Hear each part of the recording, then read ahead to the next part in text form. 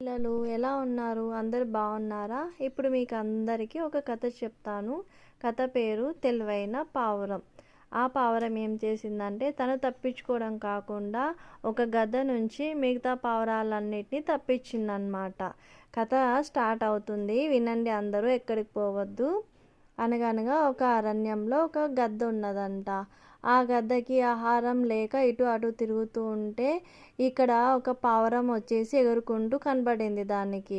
ఇంకా ఆ పావురాన్ని ఎలాగైనా తినాలనేసి ఆ గద్ద ఎగురుకుంటూ వెళ్ళి గద్దను టక్కున పట్టుకునింది. పట్టుకున్న వెంటనే గద్ద తీసుకెళ్తూ ఉంటే పావురం అన్నది, ఆ గద్దగారు మీరు నన్ను తినకండి, నన్ను తింటే మీ కడుపు కూడా నిండదు, అదే నన్ను వదిలేశారనుకోండి రోజు మీ దగ్గరికి ఒక పావురాన్ని తీసుకొని వస్తాను అని చెప్పింది.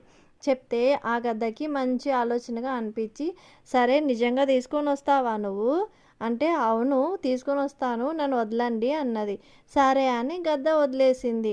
గద్ద వదలంతో పావురం వెళ్ళి అడవిలో వెళ్ళి తప్పించుకొని తిరుగుతూ ఉన్నది. గద్ద ఎంతసేపటికి రాలేదే ఎదురు చూసి, సరేలే వస్తుందని ఎదురు చూసి 4 రోజులు గడిచాయి, ఇంకా రాలేదు, ఇది నన్ను మోసం చేసిందని గుర్తెరిగి గద్ద ఏం చేసింది, ఎగురుకుంటూ వెతుక్కుంటూ వెళ్ళినది.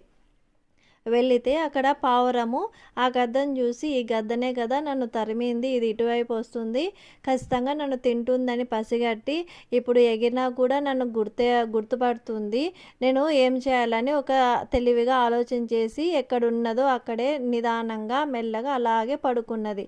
గద్ద దాని దగ్గరకు వచ్చి, ఏం పావురమా నన్ను మోసం చేస్తావా అంటే, లేదు గద్దగారు, నాకు ఆరోగ్యం బాగాలేదు, అందుకే నేను రాలేకపోయాను, ఇప్పటికే 4 రోజులు అయింది, నాకు బాగా అయ్యాక నేను ఖచ్చితంగా తీసుకొని వస్తాను, ఇప్పుడు నన్ను తింటే నాతో పాటు నువ్వు కూడా అనారోగ్య పాలవుతావు అని చెప్పింది.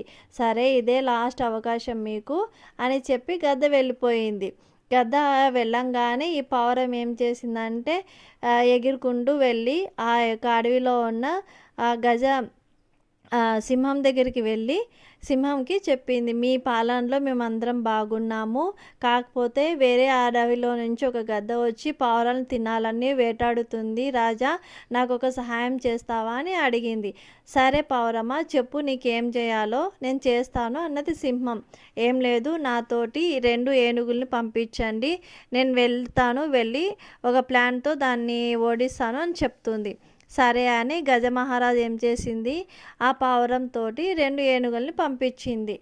పంపించగానే ఆ ఏనుగులు వెళ్తూ ఉంటే ఆ పావురము ఈ ఏనుగులు చూసి ఆ యొక్క గద్ద, ఓహా నిన్ను చంపుతానని కనుక్కొని ఈ ఏనుగులతో వచ్చి నన్ను బెదిరిస్తున్నావా నువ్వు అని వెంటనే దాని మీద పడి పావురాన్ని తినబోతుంటే ఏనుగులు గట్టిగా సౌండ్ చేస్తాయి. ఆ సౌండ్కి అది భయపడి, అమ్మ ఇంతగా నన్ను ఇది చేస్తున్నాయని భయపడి వెనకంజ వేసింది ఆ యొక్క గద్ద.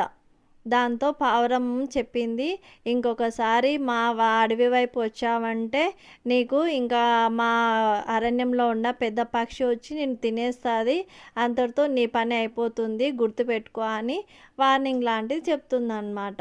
అప్పుడు ఆ పావురం మాట విని గద్ద భయపడి, సరే ఇంకా నేను మీ జోలికి రానని తన తప్పు తెలుసుకొని పావురాన్ని వదిలి వెళ్ళిపోయింది.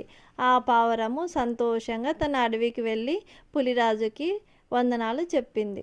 అంతే ఫ్రెండ్స్, ఎలా ఉంది పిల్లలు, కథ నచ్చిందా?